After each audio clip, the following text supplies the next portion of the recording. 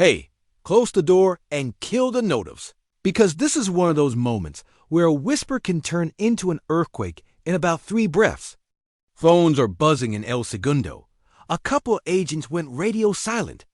And there's a scent in the air that only shows up when the stars, the budget, and the ego of a franchise line up on the exact same minute hand. You feel it too, right? Before you even ask, no, I'm not dropping the name yet. What I'm going to do is pull you into the room. I'm going to show you why the tempo changed, why the analytics guy suddenly started smiling again, and why a certain profile playmaking size, slow heartbeat, and chaos, unguardable in the half court, just vaulted to the top of every internal whiteboard in LA. This episode is about dots that finally connect. Here's the promise. We'll talk about the shifts in identity the front office kept hinting at, the blueprint for pairing a heliocentric creator with the most unselfish hub in the sport, the defensive trade-offs and how you hide them, the cap gymnastics you need to even sniff this, and the exact on-court actions that make coaches drool. You'll get the whole picture, no spoilers, until it's time. Quick vibe check, this is Lakers News Fan Report, the place where we argue like we're in the 300s and still somehow get our facts straight. If you live for film over hot takes, tap that subscribe, throw a like, and tell the algorithm to stop feeding you recycled rumors. We build the conversation here, not after everyone else steals it. So, introduction first.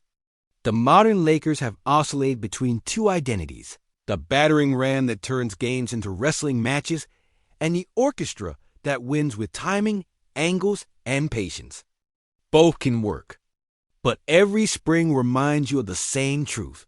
When the court shrinks, you need answers that don't rely on whistle luck or 40-foot prayers. You need a pressure valve that makes ugly possessions look gorgeous.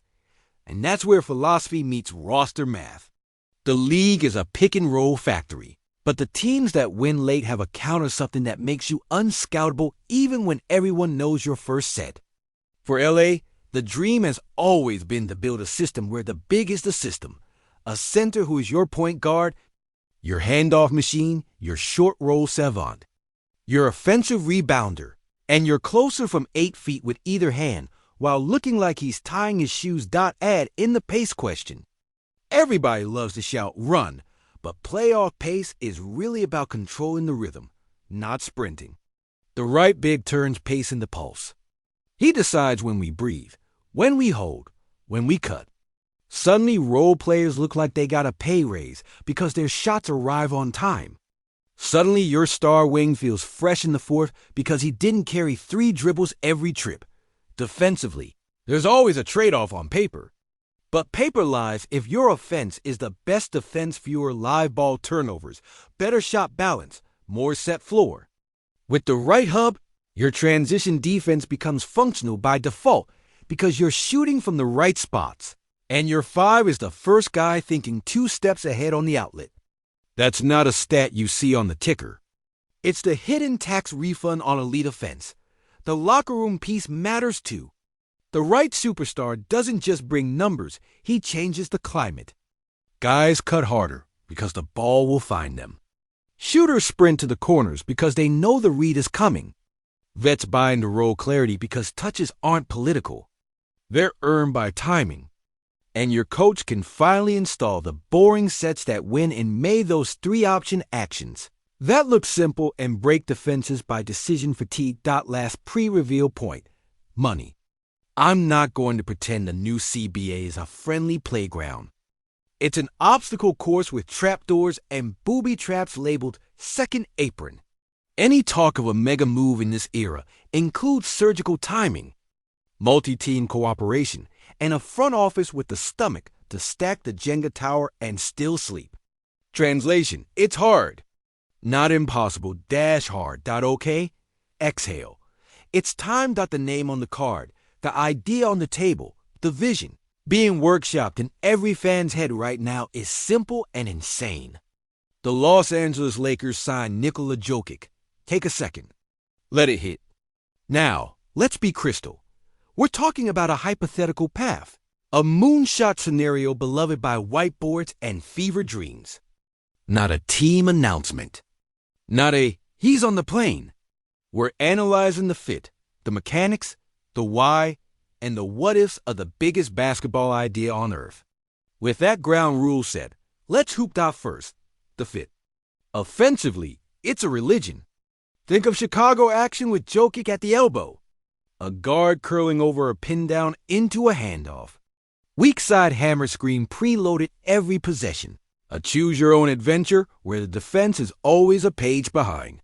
Give him two real spacers, a strong side cutter with guts, and a guard who can pace the dribble without panic, and you basically outlaw droughts. LA hasn't had drought insurance like that since. Well, you know the names on the rafters. Half-court geometry changes overnight. With Jokic, the free throw line becomes Times Square at midnight lights, traffic, and 1,000 ways to get lost. You can live in delay sets where he holds the ball top of the key, reads the nail, and lasers a bounce pass to a back cut before the broadcast finishes the shot clock graphic. You can spam Spain pick and roll with him as the popper, force a switch you hate, then punish it on the glass because he reads flight like a center fielder. Your stars age better around him, period. High-usage wings don't need to grind for 20 dribbles. The offense creates 1.2 points per possession with one dribble and two cuts. The cumulative effect is a fourth quarter where legs are fresh and decisions are simple. The hidden bonus: role players get paid by him. You know those minimum guys who look like $12 million shooters for 6 weeks in Denver? Imagine that pipeline with Hollywood lights and a recruiting machine behind it. Defense? Here's the honest trade-off. He's not a vertical eraser. You won't be funneling guards to the summit for posters. But he is better than casuals admit it, occupying two places at once, playing the cat and mouse in drop, deterring the pocket pass with his hands, and turning the lane into a bad neighborhood by positioning alone. Surround him with a switchable four, a dog at the point of attack, and one long wing who tags and recovers, and the floor holds. Again, the best defense is the offense that lets you get set. Now to the ugly mechanics. The phrase, under the current rules, is doing heavy lifting.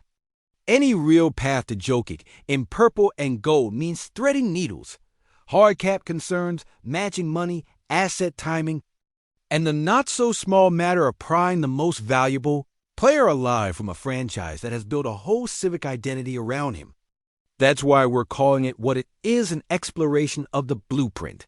Not a claim of its completion, but let's live in the basketball. Imagine a first quarter script. Possession 1, elbow DHO to the right, keep option for the guard, weak side flare. Possession 2, go screen in the short roll, touch pass corner. Possession 3, empty corner PNR, guard snakes, kick to slot, cut behind for the lay. Possession 4, same alignment, but now the big fakes the DHO, pivots, and drops in a one-leg fade because the defense finally stayed home. That's 4 different looks, 0 stress, and a scoreboard that keeps chirping without a single hero ball. Possession. Crunch time looks become a menu instead of a coin flip. You've got elbow splits with the wing screening for the guard. You've got Spain variations where the back screener is actually bait. You've got delaying the snug PNR with a guard who screens his own man open. You've got the oh no bailout where he simply backs down a mismatch and flips in something you can't teach. Playoff defenses can game plan actions. They cannot game plan against perfect timing 20 times in a row. What about the kids in the roll guys? This is where the tide rises for everyone else. Cutters become famous. 3-and-D wings finally get the and part because their attempts are rhythm shots, not emergency ones. A backup big feast because the attention tax is so high on the star minutes that second units see air. You draft differently too. Instead of hunting self-creation, you hunt decision speed, screening angles, hands, and guys who enjoy moving without the ball. The machine rewards humility. Culture check.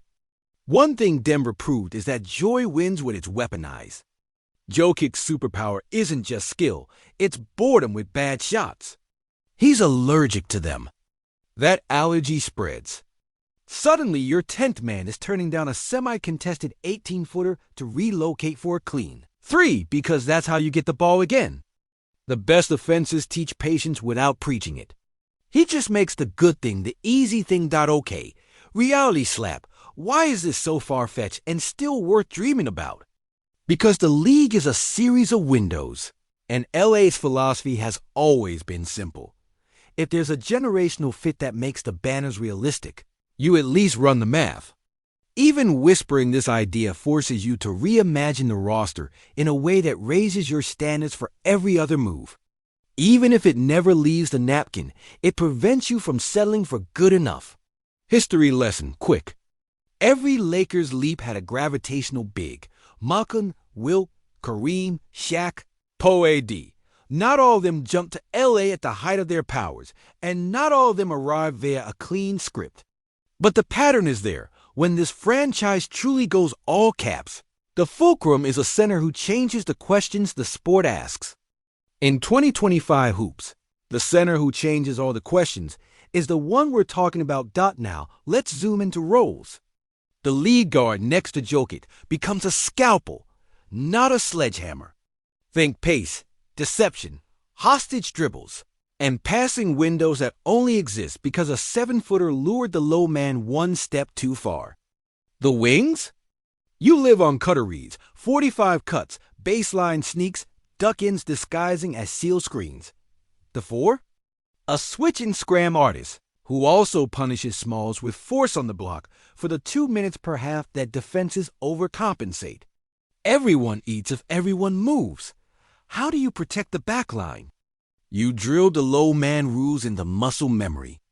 You live with drop in the mid-range. You eliminate corner threes with early tags and scram calls. And you punt some possessions to the mid-post knowing you'll win the math on the other end. It won't be a top 5 defense by intimidation. It can be a top 10 defense by organization and a top 1 offense by design. Spoilers, that combo wins rings. Cap sanity again. Because I know you're typing, yes. The apron is real, draft capital matters, and there's a fine line between aggressive and reckless. But that's the thing about a player like this. He isn't a move. He's a destination. Every smaller decision MLE, vet men's 2 ways gets easier when the hub guarantees shot quality. Ring chaser economy flips in your favor when the offense turns. Backup wings in the playoff names. What about the human element city pressure, the weight of being a Laker? That's a non-issue for the rarest guys because the game is the vacation from the noise. People forget, pressure is loud until the ball goes up.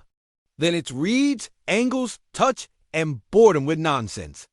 One of the quiet truths about LA is that it can be the easiest place to play once the ball makes your life simple. The hard part is for the wrong stars. The right ones turn the lights and the fuel. Let single quotes S play the first month game. Training camp would look like a clinic. Handoff choreography, weak side timing, pocket passes rehearsed at 3 speeds. The first road trip turns into a scavenger hunt for which team is the first to overhelp on the elbow. Congrats. You just unlock corner threes. By Thanksgiving, role players are arguing about who gets the screen for handoff because they finally understand screening is scoring. By Christmas, the broadcast is running "This Is Art" packages every night because the ball doesn't touch the floor for 12 seconds and still finds a layup. And the inevitable, what if it fails? Question good. Here's the ugly scenario. Injuries, spacing droughts, and a defense that can't keep the dribble contained at the point. The fix isn't a trade. It's point of attack personnel and scheme tweaks top locking certain actions. More zone possessions to break rhythm, and possession control on offense to starve opponent runs. Again, the bet is that the offense keeps you in every game until your defense matures. Fans, this is where I want you loud. If there was a plausible, cap legal pathway costly but sane, would you push all the chips in for a hub who guarantees top 2 offense for 5 springs? Would you accept the tax of building a defense around structure instead of eraser blocks? What role player archetype would you prioritize in the margins rangy wings? Screen setting guards or pure shooters with quick releases? Tell me. Because your answers shape how we should even talk about the consolation. Moves at the Dream never leaves the napkin. Two last pieces before I wrap. First, there's a humility to the best offenses that I hope LA leans into whether or not the Dream happens. The ball moves because the players trust it to come back. Second, dreaming big isn't delusion if it clarifies standards. Even if Jokic stays exactly where he is for his entire career, blueprinting how you build around him teaches you how to build an elite offense, period. Steal the principles, not just the headlines. My personal opinion, and I'll keep this clean at the end. As an idea, I love it. I would chase it as far as the rules allow, and I'd only back off when the cost threatens the spine of the roster. And yes, this entire discussion is speculative, not an announcement.